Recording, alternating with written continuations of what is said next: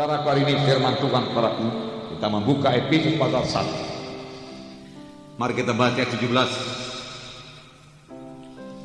sampai habis. Dan meminta kepada Allah Tuhan kita Yesus Kristus, yaitu Bapa yang mulia itu, supaya Ia memberikan kepadamu roh hikmat dan wahyu untuk mengenal Dia dengan benar, dan supaya Ia menjadikan mata hatimu terang, agar kamu mengerti pengharapan apakah yang terkandung dalam panggilannya, betapa kayanya kemuliaan bagian yang ditentukannya bagi orang-orang kudus, dan betapa hebat kuasanya bagi kita yang percaya, sesuai dengan kekuatan kuasanya yang dikerjakannya dalam Kristus, dengan membangkitkan Dia dari antara orang mati dan mendudukkan Dia di sebelah kanannya di sorga, jauh lebih tinggi daripada segala pemerintah dan penguasa dan kekuasaan dan kerajaan dan tiap-tiap nama yang dapat disebut, bukan hanya di dunia ini saja, melainkan juga di dunia yang akan datang. Dan segala sesuatu telah diletakkannya di bawah kaki Kristus, dan Dia telah diberikannya kepada jemaat sebagai kepala dari segala yang ada. Jemaat yang adalah tubuhnya, yaitu kepenuhan Dia yang memenuhi semua dan segala sesuatu. Dari sini kita melihat bahwasanya sebenarnya kita telah disatukan dengan Tuhan Yesus, karena Tuhan Yesus adalah kepala jemaat dan kita adalah anggota tubuhnya. Jadi Tuhan Yesus memegang segala kuasa saudaraku di sorga dan di bumi. Amin. Nah saudara, Paulus berdoa saudaraku supaya Tuhan memberikan roh hikmat dan wahyu untuk mengenal Yesus dengan benar. Mengapa saudara? Saudara, karena seberapa banyak saudaraku, seberapa dalam pengenalan kita akan Tuhan Yesus, sebegitu juga manfaat yang dapat kita peroleh daripadanya. Pengenalan akan Tuhan Yesus tidak dapat dilakukan saudaraku dengan pikiran manusia, dengan panca indera manusia ini. Ini sangat terbatas saudaraku. Dan pikiran dan panca indera manusia ini hanya kontak saudaraku kepada perkara-perkara badani saja. Dia tidak bisa mengerti perkara-perkara rohani. Itu bukan bidang dia, saudaraku. Pengenalan akan Tuhan Yesus perlu sekali pertolongan Roh Kudus. Untuk mengenal Tuhan Yesus dengan benar, kita perlu sekali pertolongan Roh Kudus. Karena Roh Kuduslah sebenarnya satu-satunya yang dapat memperkenalkan Yesus kepada kita, saudaraku. Oleh sebab itu, kalau kita mau mengenal Yesus, persekutuan kita dengan Roh Kudus harus bertambah-tambah baik selalu. Amin, saudara. Nah, saudara, yang kasih dalam nama Yesus. Oleh sebab itu perlu sekali Roh Kudus memberikan pengenalan yang benar, saudara, dalam hal ini, saudara. Nah, saudara yang kasih, nanti hari ini kita melihat Tuhan Yesus sebagai Raja yang memegang kekuasaan tertinggi di sorga dan di bumi. Supaya pengenalan kita juga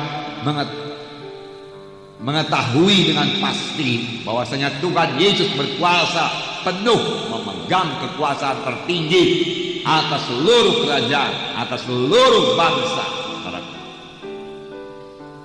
Karena firman Tuhan mengatakannya demikian.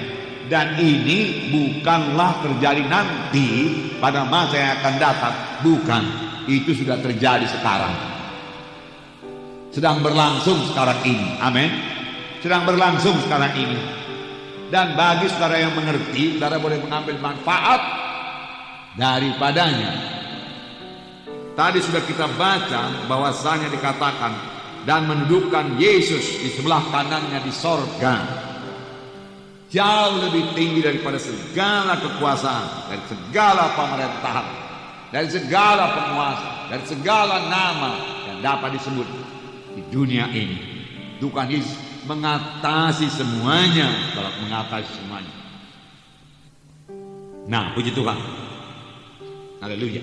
Dalam buku Wahyu, saudaraku, dikatakan Tuhan Yesus itu Raja segala raja, Tuhan segala Tuhan. Amin, saudaraku.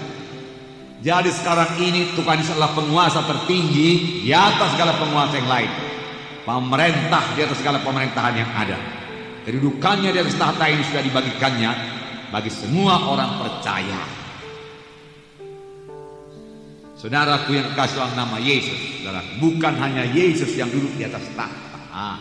Saudara juga sudah didudukkan bersama-sama dengan Yesus di atas tahta itu, di sebelah kanan Allah Bapa di sorga. Sekarang maksudnya. Amin. Ya. Secara rohaninya, amin. Secara badaninya masih di sini, amin. Namun peperangan kita adalah peperangan rohani. Haleluya. Dan apa yang terjadi dalam dunia rohani itu yang terjadi dalam dunia badani. Maka sebenarnya siapakah penguasa di atas segala penguasa? Jawabannya dengarkan baik-baik.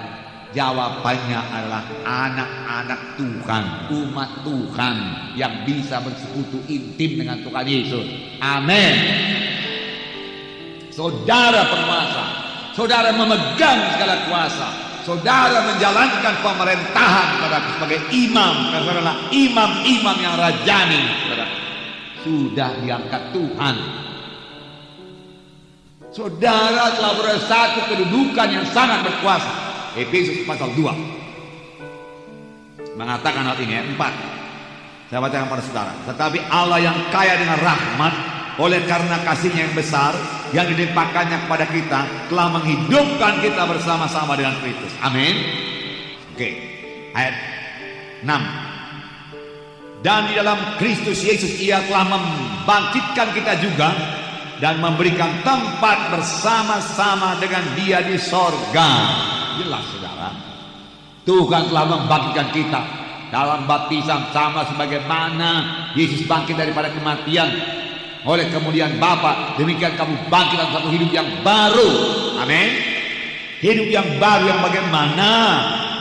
Hidup baru yang memberikan tempat kepada saudara dan saya, tempat kedudukan di sorga bersama-sama dengan Yesus, tempat kedudukan yang berkuasa, yang memegang kendali pemerintahan. Amin.